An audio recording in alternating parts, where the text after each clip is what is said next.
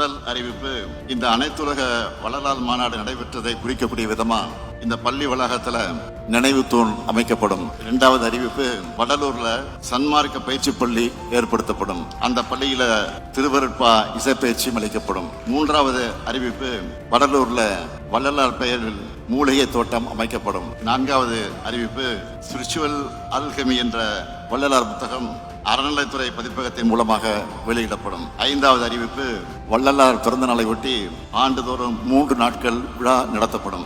ஆறாவது அறிவிப்பு, மேட்டுக்குப்பம், மருதூர், கருங்குழி ஆகிய இடங்கள்ல வள்ளலார் அன்னதான கூடங்கள் திறக்கப்படும். ஏழாவது அறிவிப்பு, கடலூர் மாவட்ட ஆட்சியர் அலுவலகத்துக்கு அருகில் அமைந்து வரக்கூடிய பூங்காவுக்கு வள்ளலார் பூங்கா என பெயர் சூட்டப்படும். இந்த மகிழ்ச்சி தானே உங்களுக்கு? அதேபோல் இங்கு மதிப்பிற்குரிய நம்முடைய கிருஷ்ணராய மாணவராயர் அவர் சொன்ன கோரிக்கைகள் உண்டு. தலைநகர் சென்னையில வள்ளலார் ஆய்வு மையம் அமைக்கப்படும் என்பது. அந்த ஆய்வு மையம் இந்து சமய அறநிலையத்துறை அலுவலகத்துக்கு வளாகத்தில் வைக்கப்படும்.